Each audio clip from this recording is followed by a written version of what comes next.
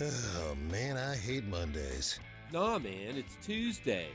Wait. What day is it? You know what day it is. Tuesday. Brewsday Tuesday. Oh, yeah! Grab a cold one. It's Brewsday Tuesday.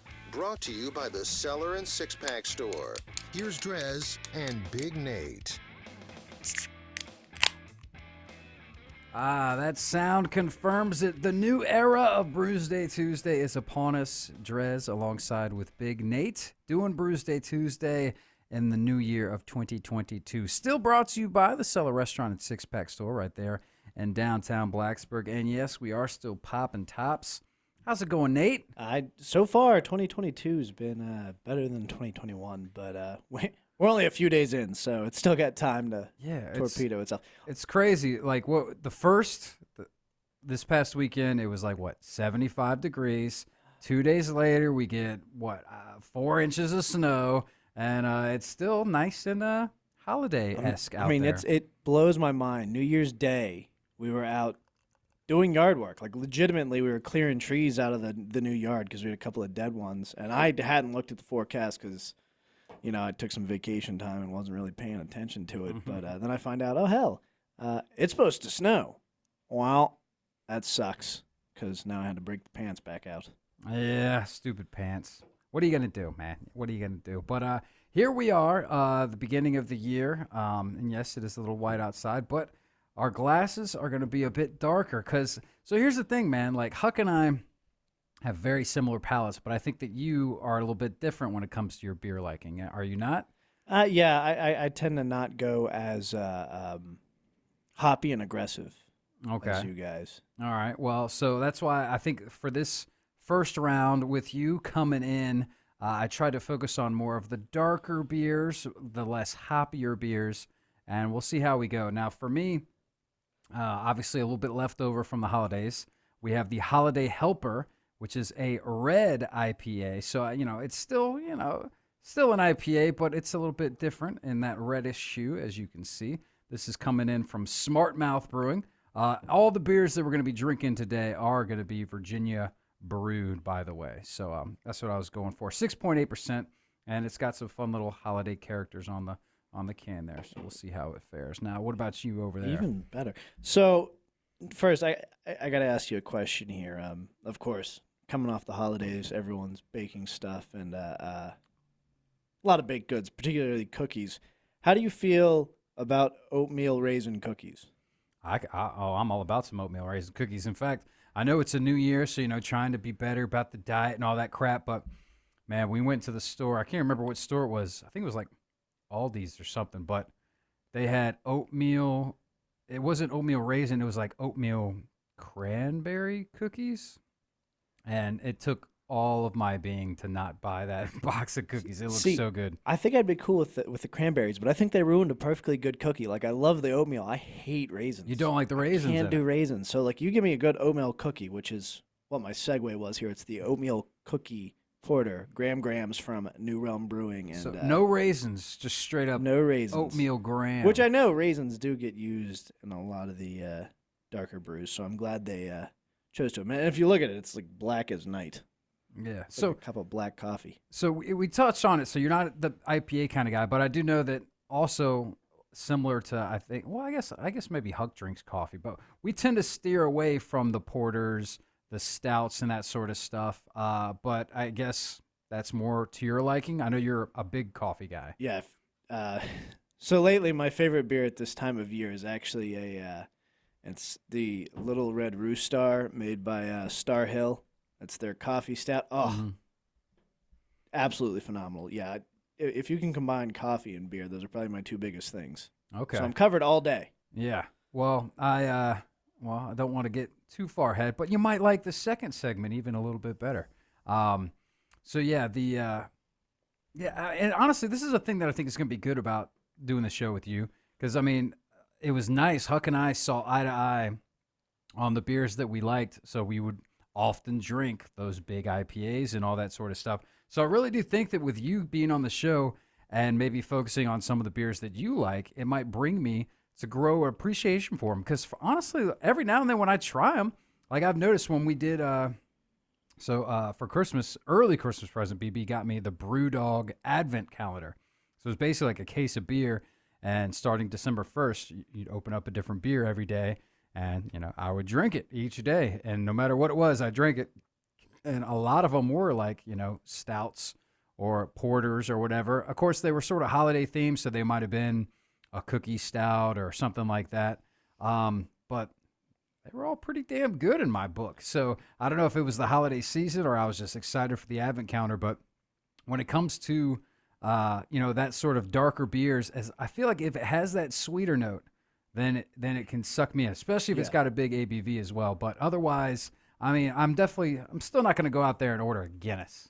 Yeah, you have to be in the right mood if you're at a bar and you order a Guinness. I only drink Guinness on St. Patty's Day because there's a reason they call it meal in a can, because it fills you up fast. And you do find that with a lot of the darker beers, but I've noticed lately it seems that breweries, in my experience, are kind of moving away from IPAs and going towards some of these like lesser saturated styles, and I'm all in on it. Like I love a good porter, and so I'm pretty stoked on this one. Nice. So we are doing Brewsday Tuesday a little early today. Now, I don't think that this is a new thing with the new year. It's because of the Tech game, NC State, supposedly tipping off later on. I mean, you never know with COVID these days. They haven't played the last two. But as of now, the latest I heard, we should be good to go in that regard. So we're not just going to make it a normal 5 o'clock show going forward. It is usually going to be at 6 like normal.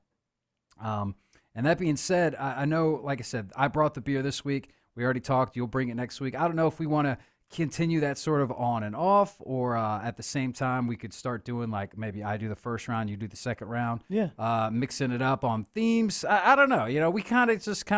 We always winged it, Huck and I, so we can kind of do that, or we could try and plan it more. And because when I listened when I was gone, it did seem like you actually came prepared and had some topics and stuff to talk about. Yeah, that was a lot of it with Huck, because you never know where he's going to go. And I mean, obviously, you saw some of those shows would end up going forever. We'd end up talking for so long because Huck will. That's the charm of Huck, is he'll keep going on the topic, and then you'll end up miles down the road from where you started.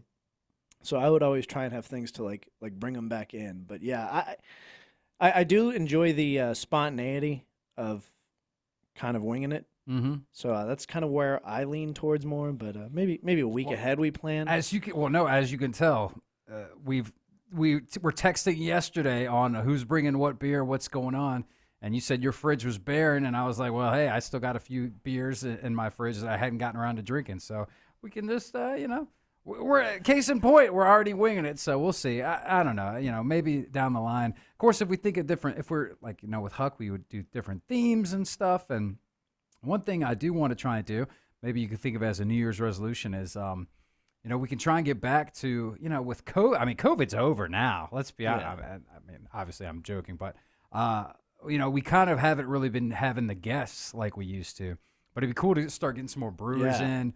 And guests as well. So maybe with both of our combined efforts of sending out some notes and whatnot, maybe we can get some more brewers in and stuff, which would be cool because, once again, man, I mean, breweries just keep popping up. Yeah. They're still just, I swear, there's a stone's throw. You're at any given point in the Commonwealth of Virginia, you're a stone's throw from a brewery. I would be intrigued to know how many opened in like 2019 versus how many have opened in 2021, because it does seem like you said, I mean, sarcastically, it had to COVID have is slowed gone, down. But it seems like it must have picked back up from 2020. Yeah, I would hope.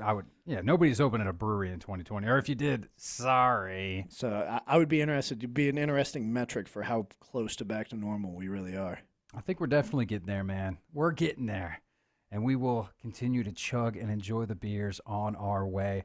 Speaking of enjoying the beers, I don't know about you, man, but this red IPA is going down quite nice. The Holiday Helper from Smartmouth, 6.8%. Honestly, it's I don't know what the deal is with a red IPA. I'm definitely more of a purist, I suppose, in the IPA lounge. I mean, and of course, you double it up, and I'm even happier to double down. Now, that being said, You know, it's different than what I usually grab. I don't go for a lot of red IPAs. I'm trying to think of a red IPA that's sort of a go-to, like a more renowned or well-known red IPA. There really just aren't.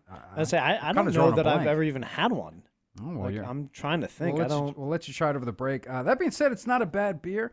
I mean, it's obviously a holiday beer, so I don't know how long it's been sitting around. But it says 'tis the season. So either way, it's decent. It's decent enough. It's got a decent ABV, 6.8.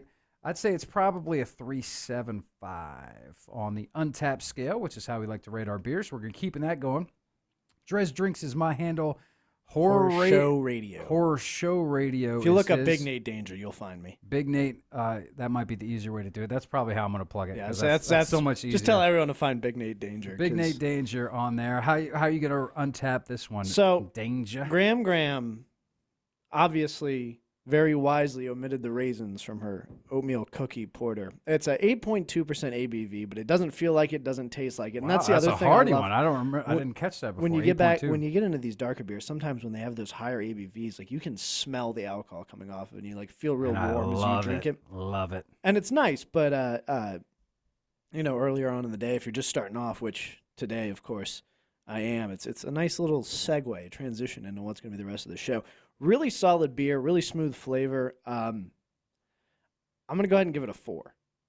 It's not perfect, but it looks like it might be lacking a bit in the lacing. Yep. How's the it doesn't look that. It's not very carbonated. Yeah. So maybe it's. No, it's real smooth. It is like almost an iced coffee beer, if you will. If you like, your Starbucks fancy dark drink in the middle of the winter, this would be a good transition beer into beer for you. All right, well, I will give that a go. I'm not a coffee guy, but I do like high ABVs, and at 8.2, that's worth trying, especially when you throw the cookie in there. So we'll give that a try. We'll come back. We'll drink some more brewskis. It's the very first Brewsday Tuesday with Big Nate Danger and yours truly, DreZ, right here on 105.3 The Bear. Stick around.